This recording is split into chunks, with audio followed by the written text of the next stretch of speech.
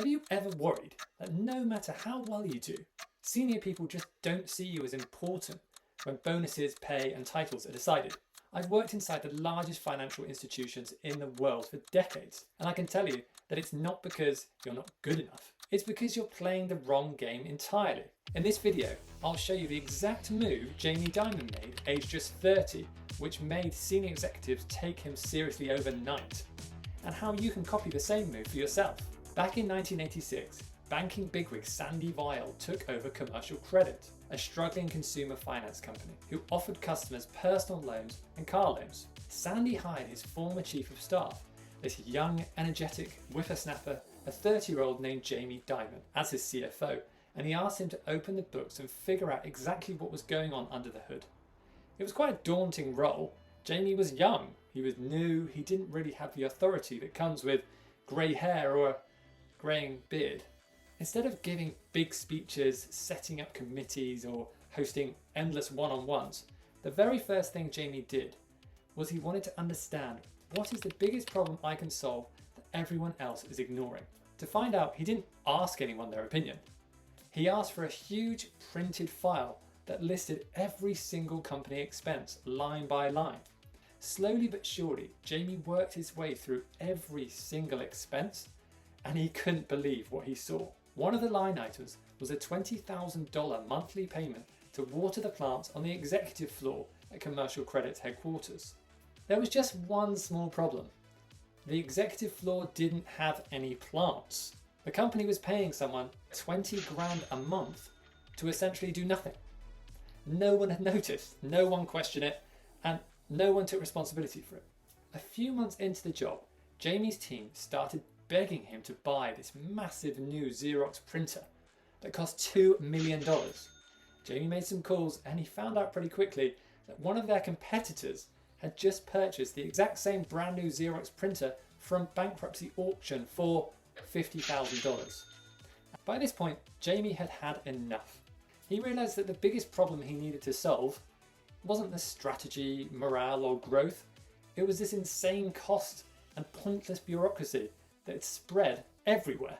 Jamie started making changes, and the old guard executives at Commercial Credit were not happy at all. Some ignored Jamie in meetings, and others refused to take his calls. Bearing in mind he was the CFO at the time.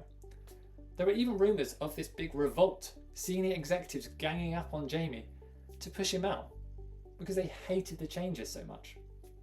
But Jamie didn't ease off, and within a year, printing costs were down 60% and the total costs were down 35%. In the space of a few short years, Jamie took Commercial Credit from struggling to thriving. The investors loved him, the customers thanked him, and even Sandy was pleased. Well, as pleased as a big boss can ever be pleased. The whole finance community were in awe of this crazy turnaround, and Jamie was right in the middle of it as the person who took responsibility and made it happen. But there's something in this story that most people in finance, they don't want to admit. If Jamie had walked into Commercial Credit and simply done what most people do, had a ton of initial meetings with his team, learned the culture, avoided stepping on toes, worked hard, stayed late, kept people happy, made minimal changes, none of this would have happened. He would have been seen as competent, dependable, and completely replaceable. And that's the path that most people in finance take. They wait for senior people to notice that they are ready. But I can tell you that senior people don't usually notice effort as much as they notice relief. Attention accrues to the person who removes a problem that's been sitting on senior management's desk forever. That's the move. It's your personal ability to take control of the unowned problem. Now, the unowned problem is something that a company, everyone complains about, no one is accountable for, and senior management really wants solved. Now, let's do a quick test for you now. I'll ask you a question.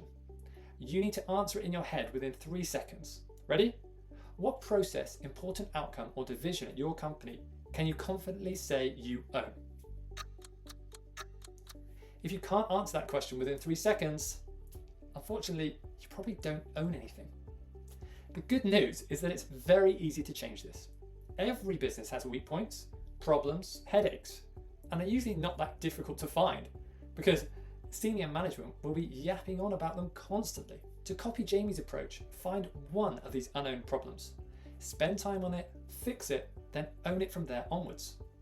The truth is that most people in finance never attempt this at any point in their career, and it baffles me. Doing a job well in finance, it keeps you in a job, but it doesn't make you important. Your importance comes from your leverage, and your leverage comes from your ownership. Solving the unowned problem is how people pull ahead quickly. But finance careers are usually decided in moments of stress. If you want to know how to handle the kind of stressful situation that can make or break your career, watch this next video. It breaks down the exact framework the president of Blackstone used to transform the most disastrous deal in financial history into the defining successful moment of his entire career.